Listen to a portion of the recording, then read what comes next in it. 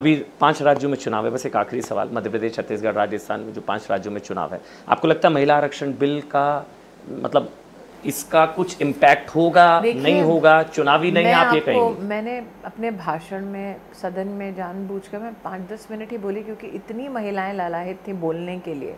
और जैसे कि गृह मंत्री जी ने कहा, वो पुरुष भी जो चाहते थे कि महिलाओं को ये अधिकार मिले, तो मैंने बड़ा सूक्ष्म भाषण दिया था। अगर आप नरेंद्र भाई के राजनीतिक और प्रशासनिक इतिहास को देखें तो गुजरात में उनकी एक बहुत ही अनोखी योजना थी जिसका नाम था समरस गांव, जिसमें गांव वालों से कहा जाता था कि पूर्ण सहमति से अगर पूरी पंचायत महिलाओं की हो और उस गांव में जो आपका सरपंच है वो भी महिला हो जाए, तो उस गांव को विकास के लिए थोड़ी सी ज़्यादा राशि मिलती थी। अच्छा। और अगर आप समरस गांव का वो इतिहास देखें तो आप चौंक जाएंगे कि ये जो लोग कहते हैं ना कि अभी अभी आपने महिला आरक्षण बिल कर दिया, मतलब ये अभी चुनाव के, ये व्यक्ति जिसका नाम नरेंद्र दामोदर दास मोदी है, ये 20 साल से ये प्रयास कर रहे हैं, वहाँ भी जहाँ वो मुख्यमंत्री थे। तो ऐसा नहीं है कि महिला को पॉलिटिकली इलेक्टोरली एम्पावर करने का प्रयास उनका नया है। उनकी हमेशा से आस्था रही है कि देखें हम, और जो इन्होंने कहा विमेन लेड डेवलपमेंट, हमारे देश में आपने कई प्रधानमंत्रियों के नाम गिनवाए, 75 साल की हमारी जर्नी का उल्लेख किया, लेकिन कभी भी लाल किले की प्राचीर से किसी प्रधानमंत्री ने ना टॉयलेट की बात की, ना सैनिटरी नैपकिन की बात की। ये बातें हमारे देश में कभी नहीं होती थी। देश की महिलाएं तो कभी, और विशेषतः ग्रामीण अंचल की, तो कभी नहीं करती थी। तो एक व्यक्ति जिसने महिला की छोटी सी छोटी चुनौती को समझा, किसी औरत ने हमारे देश में कभी भी किसी भी राजनेता से, विशेषतः पुरुष नेता से, ये नहीं कहा था मेरे लिए टॉयलेट बना दो। वो मान के चलती थी कि उसका भाग्य ये है। तो नरेंद्र भाई का पूरा राजनीतिक जीवन, और सबसे अहम बात, हम भाजपा ने अपनी ही पार्टी में महिलाओं को 33% आरक्षण देने की बात कही और किया भी, जब राजनाथ जी हमारे राष्ट्रीय अध्यक्ष थे। जब ये राष्ट्रीय रेजोल्यूशन पास हुआ गुजरात में, तब संगठन का काम और कमान संभाले हुए नरेंद्र मोदी थे। तो मैं तो कहती हूँ कि प्रभु की कैसी कृपा है कि उस व्यक्ति ने अपने संगठन में इस प्रस्ताव को, इस संकल्प को पारित होते देखा, और फिर वही व्यक्ति वाहक बना समाधान का, और प्रधान सेवक के रूप में उस व्यक्ति ने दोनों सदनों में बिल को पार करवाया। तो आप या कोई भी आज जो देख रहा है वो जानते हैं कि बड़े छोटे मन से नाच चबाते चबाते कांग्रेसियों ने यस का बटन दबाया है। ठीक, एक आखिरी सवाल जाते जाते, आप अल्पसंख्यक मामलों के मंत्री भी हैं। अभी जब G20 चल रहा था, एक सवाल बहुत डिबेट हुई उस पर कि माइनॉरिटी अंडर अटैक। ब्रसल्स गए राहुल गांधी और वही रिपीट उनका सेम भाषण था, उन्होंने कहा माइनॉरिटी अंडर अटैक है। ये सुनकर आपको कैसा लगा? मतलब आप माइनॉरिटी अफेयर्स मिनिस्टर हैं। नहीं, और मैं माइक्रो माइनॉरिटी कम्युनिटी में ब्याही भी हूँ। जी, वो ईरानी नाम जो है कोई सनातनी नाम नहीं है। मुझे ऐसा लगता है कि आप उनकी टाइमिंग देखिए। जब भी हमारा देश वैश्विक पटल पर कुछ अच्छा करता है, तब वो विदेश जाकर हमारे देश को नीचा दिखाते हैं। G20 की जब यहाँ पर विश्व की 70 प्रमुख और सबसे मजबूत अर्थव्यवस्थाएं हमारे देश में थी, तब उन्होंने बाहर जाकर देश पर प्रहार किया।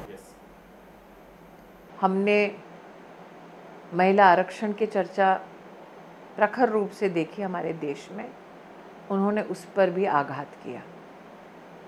धारा 370 पर राष्ट्र एकजुट था। कांग्रेस ने तब भी बड़े ही टूटे मन से मजबूरन समर्थन किया, लेकिन अपने नेता को कोर्ट में भेजा दलीलें पेश करने के लिए। ऐसा क्यों है कि गांधी खानदान एक दबी कुचली व्यवस्था चाहता है हमारे देश में?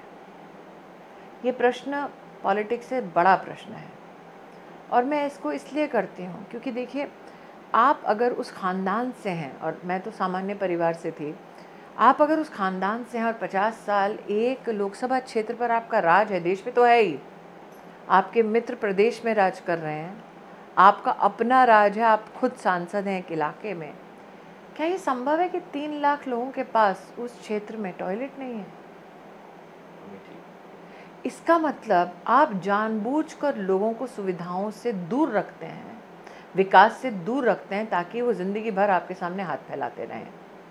और शायद उसी पृष्ठभूमि से आते हुए राहुल गांधी को लगता है कि ये देश क्यों ना फिर उनका और उनके ख़ानदान का गुलाम बने, जो संभव नहीं है। आप मुझे बताइए, आपके घर में चाहे कितने भी झगड़े हों, बहन है घर में, भाई हैं, है ना, बहन भाई का कितना भी झगड़ा हो, घर के बाहर जाके क्या कहते हैं अपने बहन भाई के खिलाफ? बिल्कुल सही बात है, पड़ोसी को बाप नहीं बनाता। यहाँ नरेंद्र मोदी कह रहे हैं मेरा राष्ट्र मेरा परिवार है, और वहाँ राहुल गांधी जाकर बाहर हमारे ही राष्ट्र को कोसते हैं। तो अपनी राजनीति उनकी जो है उनको मुबारक, लेकिन आप सोचिए कितना छोटा मन होगा आपने अमेठी का कि जिक्र राष्ट्र किया। उपलब्धियों की नई शिखरों को छू रहा है और आपसे हजम नहीं होता। आप अपने देश को ऐसे प्रस्तुत कर रहे हैं जैसे भाई भाई का दुश्मन हो। है क्या? नहीं, बिल्कुल नहीं है। क्यों है? बिल्कुल नहीं है।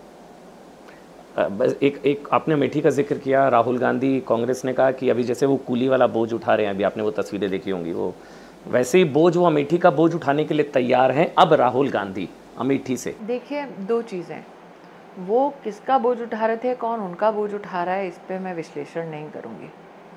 लेकिन जहाँ तक अमेठी की बात है, मैं दो तीन चीज़ें स्पष्ट करना चाहती हूँ। कुछ पत्रकारों ने हाल ही में, मैं उत्तर प्रदेश में थी तब मुझसे पूछा, दीदी देखिए सब इकट्ठे आ जाएंगे जो पत्रकार दिल्ली वाले हैं। मैंने कहा भाई 2014 और 2019 में राहुल अकेले चुनाव मेरे खिलाफ नहीं लड़े थे, सपा बसपा और सारा विपक्ष उनके साथ था। और हमारे राष्ट्र के इतिहास में पहली बार कांग्रेस का सिटिंग नेशनल प्रेसिडेंट हारा। यस। वो इतिहास बन चुका है। अब वो भले ही ज्योग्राफिकली अपनी सीट बदलें ना बदलें, इतिहास नहीं बदल सकते।